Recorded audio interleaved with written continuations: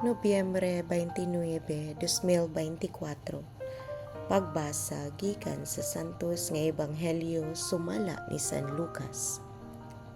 Unya gisuginlan sila ni Jesus niining sambingaya. Hinumdumi ninyo ang kahoyng igera ug ang tanang mga kahoy. Kung makita ninyo nga manahon na sila, mahibalo kamo nga duol na ang ting-init. Sa ingon usab, inigkakita ninyo nga mahitabo kining mga butanga, mahibaluan ninyo nga hapit na maghari ang Dios.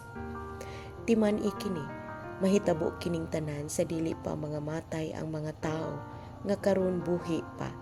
Ang langit ug ang yuta mga hanaw, apan dili gayud mapakyas ang akong gisulti. Ang Ebanghelyo sa Ginoo. Daygon ko ikaw, O Kristo.